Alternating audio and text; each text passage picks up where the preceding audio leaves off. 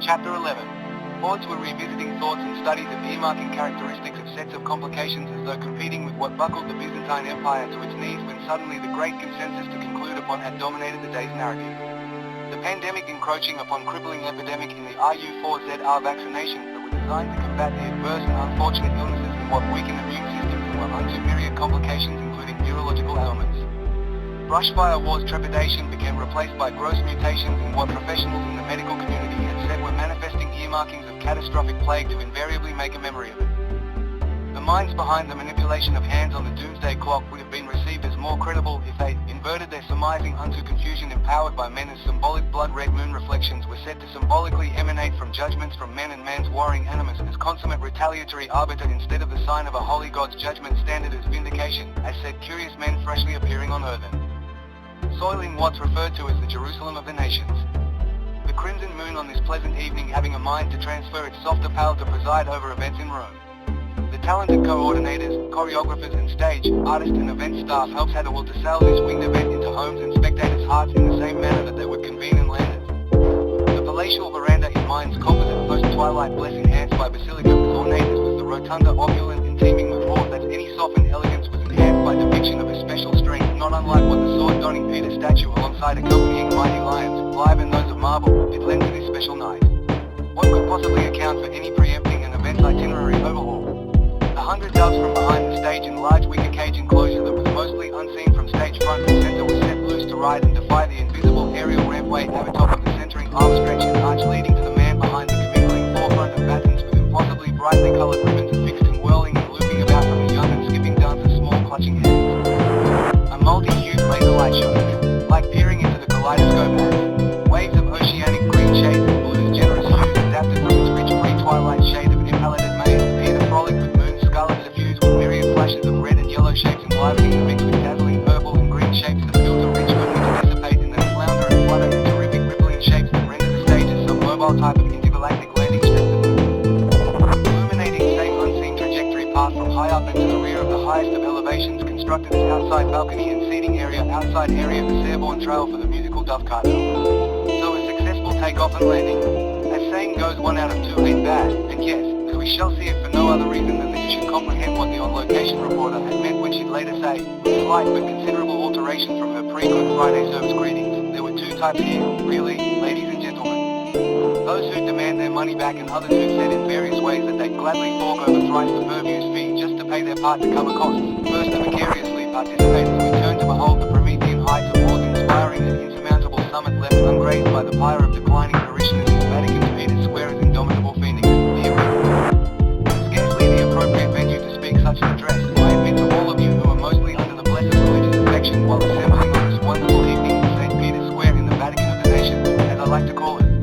But as Padre Piotre and I have alongside others discussed, we decided that we would be woefully remiss in turning away any opportunity to during such a volatile climate speak unto what concerns so inestimable many. Hearts are weighed down in the hopes to languish in the world surely for the advantage stimulus in the form of a peace treaty that could revert the tide and comfort our hearts instead. Yes, our task then is to comfort the hearts from these troubling dreams affecting persons terribly. Beyond premonition these and hopefully only in their nightmare form appear as terror for the nations whom folks say shall surely appear. Travesties and tragedies are already in the mind multitudinous and disheartening, so continued Nasser Abu Mada Hussein, elected ambassador of the nation. These men said to be prophets at such a time, as the many people do say, if left unchecked, would constitute the threat beyond weapons of mass destruction, although these also stand to benefit instead from our future peace initiatives, I'm sure. These men might precede such treaty that, as required as it is, she sure shall take some time to order a right before engrafting any from such articles, or very well the treaty might precede them, in which case I hope to say that perchance they come to partake in the festivities and cork the bubbly with us. We shall see, ladies and gentlemen. To some extent we can only control the timing of the one, yes. Either way I understand that the once palpable threat of communism was once felt as egregious, sore and wound-bleeding, dry hopeful sentiments of a world-grown vulnerable. Great. To remind how that these men face their seemingly impossible challenges as we brace together for what we must counter. To cut to the chase, these men, if these shall truly in our time appear in expected manner, the reports of dreams uncannily similar in nature, and I've heard the few say that already they've seen them. Only these also shall, assuming that that time shall come when reasonable minds concur, benefit from mine or our peace initiatives. I understand that the once palpable threat of communism was once felt as an egregious, sore wound bleeding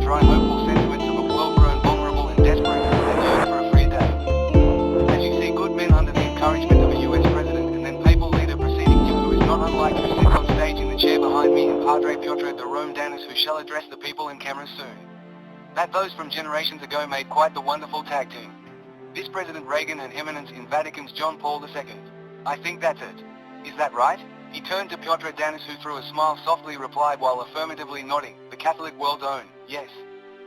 Thank you, Pontiff. Turning to face the large crowd assembled at Peter's Square, he smilingly motioned with a notion of an all-encompassing salute, shifting his panning glance as though evenly like a camera sitting atop a tripod, nodding repeatedly. Well, as sure as he or they were instrumental in breaking through the barriers differentiating free men from subjects of state or government, determining a stricken limitation to freedoms available, well, friends, consider the dire need and opportunity, so shall I and the esteemed Padre Piotre work hard to broker in Jerusalem the terms of peace there. It is with pleasure that I announce a televised meeting to follow this address to share you all in on the ceremony, or the beginning of the process. Peace, she won't come to us on her own accord, so we shall go to her on our free volition, and so I've sworn to make her reality for the entire world. The crowd interrupted with enthusiastic applause as they smilingly watch on and trade glimpses amongst themselves. Many more words unto similar gist and verve did Nasser Abu Madar Hussein speak before the pontiff approached the podium. Friends, I welcome you with a hearty welcome who attend this event this evening, and he switched on his feet and peered over his shoulder to indicate him with the butt of his gnarly cane. Those of you who watch on television and computers are welcome as attendees joining these right here in Peter's Square for welcoming news that we feel shall boldly revert the tide of heated discord. I do not speak to only Catholics but to the world of all religions desiring peace, as do we. In jest to a man opposing me to the face about duplicitousness while saying that I create division, instead I asked him how is that we could be derided as division makers when it is I who used the term Xlibris recently when asked what differentiates Christianity from Islam, spiritually speaking. Saying that where we are all God's children there really aren't any differences that should unto division consist. We've breached a gap when we've become more tolerant and less exclusive, I believe. Another slight utterance of rustling as several people again as silently as a crowd could begin to clap their hands and to in the various ways engage each other. A cardinal aide did unimposingly approach the pontiff with his torso somewhat out in front of his feet that would seem to have a mind to shuffle briskly instead of jog. The pontiff gazed askance with his ear and cheek canted toward the aide as he later quickly whispered into the pontiff's ear, who then indicated his appreciation without averting his crowd-centered gaze. The pontiff was led to his chair by cardinals flanking his either side from where he would resume from his handwritten page of dictation type, raising and lowering his glasses on his nose once as though to take a portion of the script into memory. He cleared his throat and began, children and sharetakers in the mercies of our blessed eternal Mother's graces and her Son and our Lord Jesus, I outline my speech with a salient point as precursor.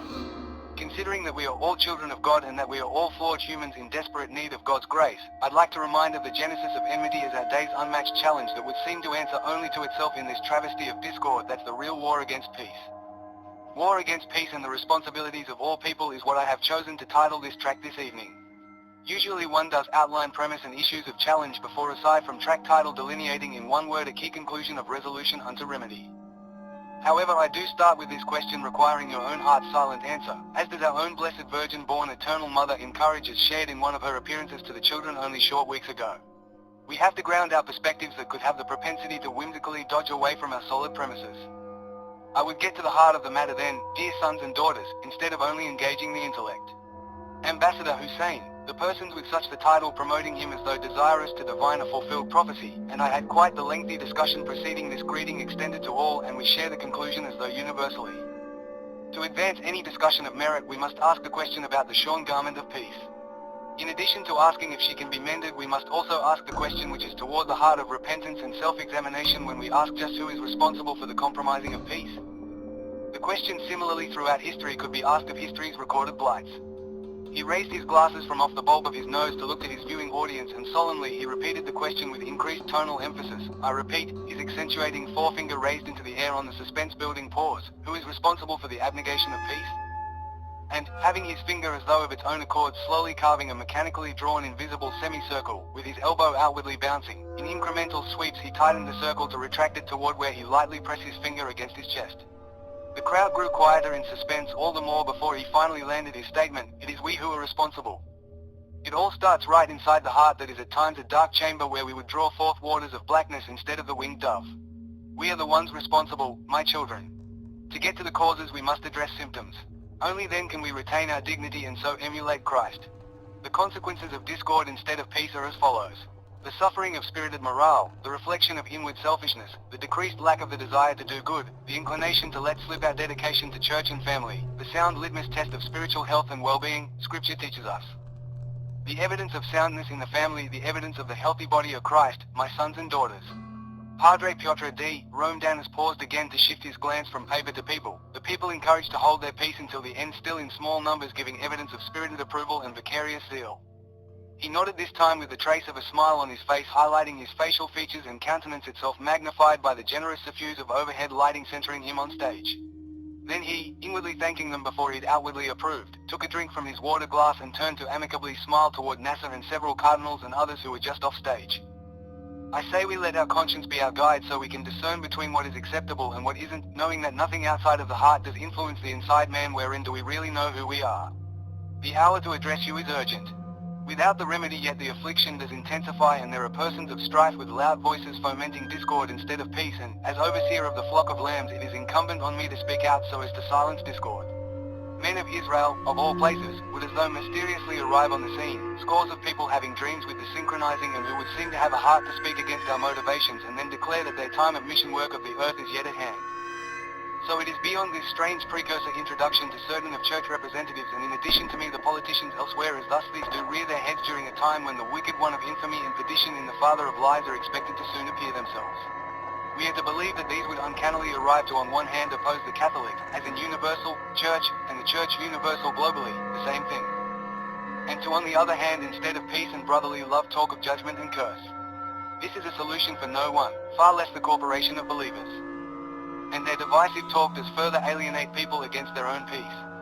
And no sooner had he turned away from his paper held in hand when suddenly the words of the Cardinal Aide came clearer into his mind, chasing his eyelids back. He positively confirmed this by looking at the large stadium-sized monitor where was reflected both his words and his very image. People excitedly switched on their feet, and while gazing with wild eyes and indicating what they were pointing toward in the mega Cineplex screen. Obtaining the closer view by accessing the event on their cellular devices, both while standing at Peter's Square or elsewhere, as the worldwide phenomenon began a live circuit streaming world around as the newest scoundrels. When did Earth's dawn wane beyond twilight to dusk in such a fashion as this? Suddenly towered atop the digital streaming controls was the one of the two men with his staff extended beyond him and held over top of the darkened sea up there on the surround screen where the reflecting waters mirrored by moonlight did greatly stir. He stood back to back with the other man holding a walking stick measuring as long as he was tall and half as thick as his fully concealed forearm, only it weren't for his robe and gown that like his long grey and black mine of hair snap and frolic in and with wind tumults. Majestically suspended the branch of tree outward over a ravine, thitherward pointing. Dry as a bone until from out of its cavernous mouth down there in incremental stages the water did at a little more than the snail's pace rise. Filling up close to brim before at a much quicker pace, and as though on second thought meeting with a siphoning draining. Suddenly on the image caught on screen feature these towering atop of what resemble an automobile's dashboard gauges in three levitating digital streamometer controls as faith, hope and love mark the odometer gauges with teetering needle bouncing like the blood pressure gauges vitals face as indicator, hovering through hazes obfuscation directly beneath the terrain on which they stand and almost invisible and at a slant behind them some appearance was. Padre Piotre D. Rome Danis spoke a few more words about, as was typed for translation to newspapers and bulletins worldwide already on the presses for the next day, loyalty, good conscience, brotherly love. Unlimited atonement in the blood of the Christ and the universal grace and election of God that refrains people from limiting the power of God to only a few righteous souls who by their works merit salvation and the good standing with Him, convinced ye. Like the advancing of the doomsday clock beyond the 11th hour and before the 12th, somewhat premature, certain mini-wars as brushfires notwithstanding, as said, so too is the portending allusion to the two prophets here just a little premature as their missionary hour that was yet to start foreshadow more of what was to come. The men, women and some children watching on didn't know what had just taken place. Later to discover that their viewing experience wasn't limited to where they'd been physically sitting and standing when their phones and computer devices lit up with the countless notifications vainly attempting just what in the Sam hell had just preempted from the convenience of homes their own television programming. The digital apocalypse would seem to have just begun. As said, 1 out of 2 ain't too shabby. To expound, the fiasco was just that noteworthy and as ingrained in recallable mind as would be any apocalyptic event. 'Twas reported. For a second the live footage turned to them. She was because of some technological mishap seen as the girl with the glowing countenance post-event tinged by crimson moon, appearance was, who stood in the maroon-coloured wool overcoat seeming to match it and around whom all of nature had seemed to as foreground to motion throughout the evening greatly stirring stand still. How strange it is in amid the hordes of worshippers and attendees for another reason aside from technicolor preferences she was heard on media streams saying, "Papa, Mama, the Lions again." St. Peter's lions, the live ones, where are they? The father muttered loud enough for Mama to only hear when said he just as the exploit shifted to tinge both Nasser Hussein and the speaker Padre Piotre droned Danis in a wash of caressing natural nocturnal sources imbue as the colorific ones. With the papa's voice buried between constricting tones unevenly waning gruff that seemed to evidence a counter-decision in regards to allowing the words to seep out of his mouth. I think it is the ones who've escaped from leashes who address us up there this evening. There's your lions. Strangest address for a Good Friday service yet to go recorded in the annals of time. 'Twas a foreboding premonition's distant utterance beneath that sobering, calculating men's stare as he peered through tops of eyelids in the scorn that his wife might have surnamed as his softer shade of the indignant stare of righteous perturbation. It was as if some missing puzzle piece had only now formulated in his mind. He stood up from buttoning his girl's coat, conscientiously attempting to leave inconspicuous and shielded his mal-affectus premonition that stilled.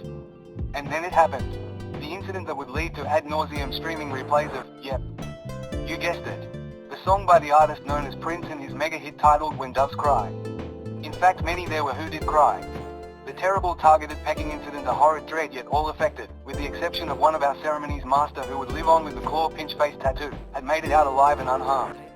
'Twas on the same moment after a stream of flickering lights jettisoned and dash about like lightning's channel that refused to ground the bracketing image only where the two stand had superimposed them into some aerial display that your digital devices might have construed as the sepia tone modular image. And how Scarlet Moon overhead had away from its siphoning incandescent ambience of soft light that seemed to borrow from and then intermittently flash its richly absorbent suffuse in all of its radiating illumination.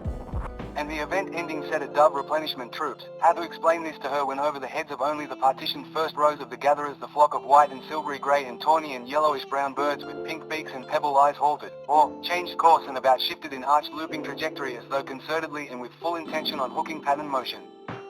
The feathery attraction derailing from plan by fast arching high and away from the crowd instead of darting like MiG jets poised in flight over the heads of spectators overtaking. And which way did they go? They conspired together as a composite of reddish-brown sepia hues of retribution while overtaking both men whose new tan features were courtesy of that imbuing imbibe adapted from some earlier years restored color to archived film. They ran for cover and were greatly assisted from all sides of stage to the sides of which they disappeared as might picnicking folk dash a sudden and overtaking downpour. Rosen watching with others, curious about what NASA might have to say, if anything, about peace talk proceedings and to join the rest of the world would for reasons their own tuned in, the marvel not exclusively attributed to the fact that amid worldwide signal disturbances even could. Strangely, as soon as the opening ceremony in Peter's Square, affectionately renamed by many as Piotre Square, signals after nothing but snow appearing on screen suddenly telecasted unhindered viewing without preemption. At the point when, the Prime Minister fell transfixed during an otherwise uneventful segment of the two men's ceremony mastering. What is it, Mr. Prime Minister? Is everything okay? You stare as though. Says unconvincingly that nothing was wrong or out of the ordinary yet look of bepuzzlement in his fading vocal projection trail as he stare at the television set. Really? It's okay, Rosen dismissed. But tell me, did any of you 10 notice anything strange about the screen, the actual viewing screen? An odd flickering or image washing fade, say? No, can't that or say that I had. Looks toward his peers, any of you? No sir. Any of you? In various ways the men hyperbolically answered with a negative. Oh, my imagination again, he said. Something I ate, I guess. In my mind we seemed to switch channels for a half minute or so. At ease. Quite enjoyable, agreed, ladies and gentlemen. Up to the point of the Dove fiasco, I'd say. My goodness. Saw something on television as a kid like that once. Nightmare for days. 70, Ely James. All rights reserved, 2023. 310-269-8762. April 20th, 1967. 70, through Xlibris Publishing, 2024. Enter finicky reception and anybody but Tommy.